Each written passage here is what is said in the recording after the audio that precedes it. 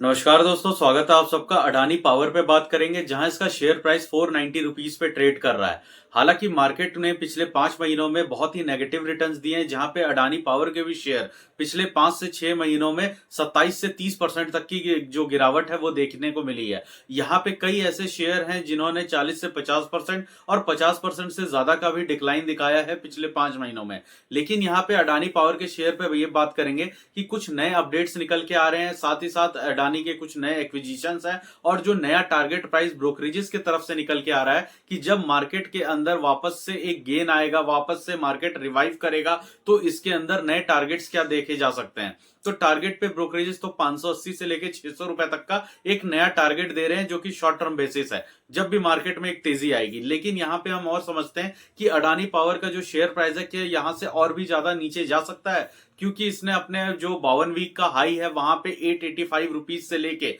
अभी 322 रुपीज तक का जो लो लगाया है, इसके बीच में ट्रेड कर रहा है। तो यहाँ पे अडानी पावर को लेकर के कुछ नए अपडेट्स आए हैं, जिसके बारे में हम यहाँ पे बात कर लेते हैं। अडानी पावर का एक जो हमने पिछले सेशन में देखा कि 3% से ज्यादा इसके शेयर प्राइस ने एक अच्छा खासा जंप दिखाया, जहां पे 474 रुपए के शेयर प्राइस का जो जंप है वो अभी 490 रुपए पे दिख रहा है। हालांकि 3 महीने पहले भी ये शेयर प्राइस यहीं पे ट्रेड कर रहा था। अब इसमें एक अच्छी बात इन्वेस्टर्स के लिए यही हो सकती है कि पिछले 3 महीने में जो इंडेक्स है वो कम से कम 4 से 5% तक टूटा है, और इंडेक्स के 4-5% गिरने के बाद जो अदर शेयर्स हैं वहां पे काफी ज्यादा गिरावट देखी गई है, जहां अडानी पावर अभी भी अपने जो 3 महीने पुराना शेयर प्राइस है वहीं पे टिका हुआ है। अब हम यहाँ पे नए अपडेट्स के बारे में बात करें तो अडानी पावर ने रिलायंस पावर से संबंधित एक कंपनी, जो रिलायंस पावर के अंडर ओनरशिप आती थी, जो विदर्भ पावर लिमिटेड है, उसे एक्वायर कर लिया है। और इसी के एक्विजिशन के वजह से लास्ट ट्रेडिंग सेशन में हमने देखा कि अडानी पावर के शेयर प्राइस में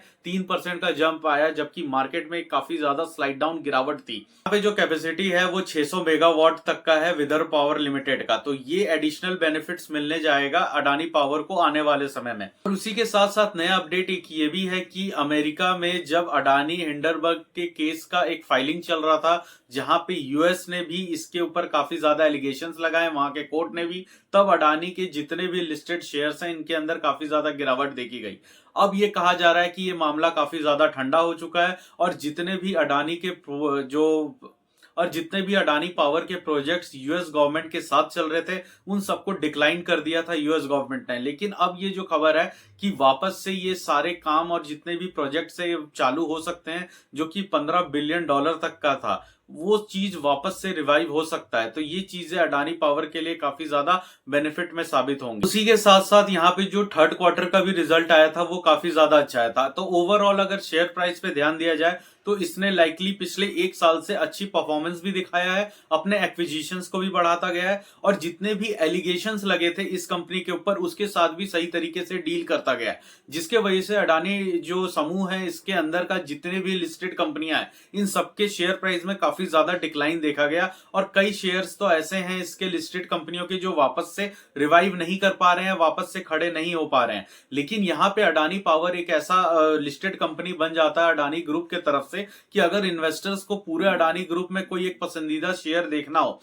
जहां पे अपसाइड मूवमेंट ज्यादा हो, जहां पे प्राइस टारगेट्स अच्छे हो और जहां पे पोटेंशियल ज्यादा अच्छा दिख रहा हो, तो वहां पे अडानी पावर का नाम सबसे पहले आता है। जहां पे इन्वेस्टर अडानी समूह में इन्वेस्ट करने के लिए सबसे अच्छे, वैल्यूएबल और सबसे रीजनेबल कंपनी को अगर ढूंढते भी है तो उसमें से अडानी पावर ही निकलता है, जहां पे इनके थर्मल पावर प्लांट्स के साथ साथ आगे जितने भी रिन्यूएबल एनर्जी या रिन्यूएबल रिसोर्सेज पे अडानी पावर काम कर रही है, चाहे वो अडानी ग्रीन एनर्जी सॉल्यूशंस वाली लिस्टेड कंपनी से करे या फिर अडानी ट्रांसमिशन से करे, ये जितने भी एनर्जी रिलेटेड अडानी के स्टॉक्स हैं इसमें सबसे अच्छी परफॉर्मेंस और सबसे प्रॉफिटेबल अगर कंपनी कोई है तो वो अडानी पावर है। यहाँ पे इनके जो बांग्लादेश के साथ हो रही डीलिंग है इलेक्ट्रिसिटी जनरेशन में, वो काफी ज्यादा इनके लिए बेनिफिट वाला रहा है। हालांकि पिछले कुछ महीनों में जब बांग्लादेश के साथ क्राइसिस चल रहा था तो वहां पे ये प्रोजेक्ट और ये बिजनेस रुकता हुआ दिखा, लेकिन ये दोबारा से अपने आउटकम्स को वापस से खड़ा करते हुए दिख रहा है, और यहां से ये नए जनरेशन की तरफ भी जा रहे हैं। वहीं पे अडानी ने घोषणा किया है कि अगले 5 साल में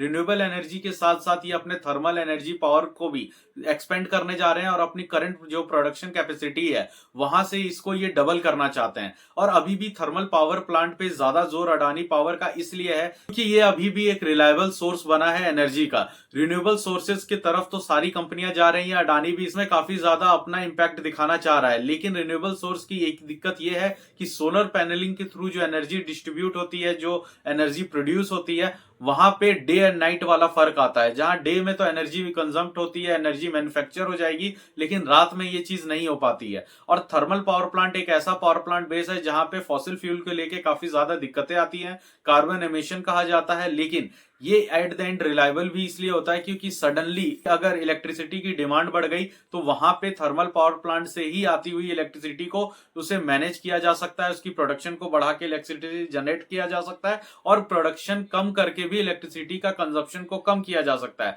लेकिन सोलर पैनल में दिक्कत यह है कि जितने पैनल्स आपके लगे हैं उतनी इलेक्ट्रिसिटी बनेगी ही बनेगी। डे टाइम में जितनी भी सोलर की पावर हो, इसे कम करने के लिए वहां पे जो रेगुलेटरीज लगती हैं, जो ट्रांसमिशंस लगते हैं, उन सब में एक्स्ट्रा बने हुए जितने भी इलेक्ट्रिसिटी है वो वेस्ट हो जाता है। तो ये चीजें अलग से परेशानियां क्रिएट करती हैं। हालांकि अडानी पावर अब विंड एनर्जी सेक्टर में भी काफी ज्यादा तेजी से आगे बढ़ रहा है, जहां पे ये अलग प्लेयर्स को विंड कॉन्ट्रैक्ट्स देके उनके टर्बाइंस और उनके जो विंड प्रोजेक्ट्स है उन पे अपनी ब्रांडिंग करके एक नया प्रेजेंटेशन ये दिखा रहा है कि अब अडानी पावर भी विंड एनर्जी सेगमेंट में डायरेक्ट उतरने को तैयार है। तो ये सब चीजें दिखाती हैं कि अडानी पावर पूरे सेगमेंट में, चाहे अपने जो इलेक्ट्रिफिकेशन है, चाहे वो थर्मल पावर प्लांट बेस हो या फिर सोलर से रिन्यूएबल एनर्जी बनाना और अब विंड एनर्जी में नया कदम रखना, तो एक बड़ा प्लेयर जब भी किसी सेगमेंट में कूदता है तो वहां पे नए नए ट्रांसफॉर्मेशंस दिखते हैं। इस चीज को देखिए, बड़ी अच्छी पोटेंशियल इस तरीके से दिख रहा है क्योंकि अभी लेटेस्ट ही जेएसडब्ल्यू एनर्जी ने भी विंड एनर्जी में कदम रखने के लिए कह दिया है और रिन्यूएबल एनर्जी सोर्स के थ्रू अगले 2 से 3 साल में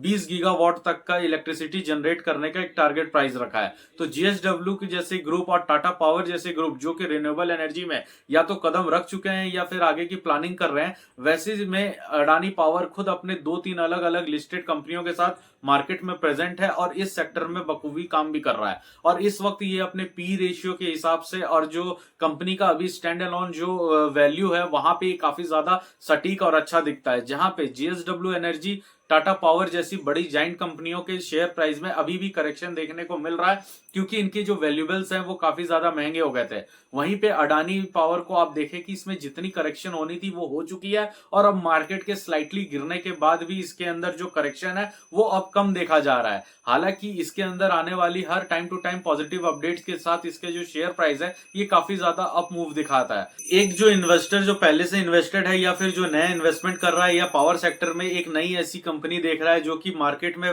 लीडर भी हो और सबसे बड़ी इन्वेस्टमेंट के साथ मार्केट में अपने शेयर प्राइस को वैल्यूएबल बना के भी रखा हो, तो वहां पे अडानी पावर एक ठीक ठाक अट्रैक्शन वैल्यू पे दिखता है। दोस्तों ये तो रहा अडानी पावर के बारे में। अगर आपको ये वीडियो अच्छा लगा तो आप इसे लाइक करें, चैनल को सब्सक्राइब करें। दोस्तों मिलते हैं अगले वीडियो में। नमस्कार।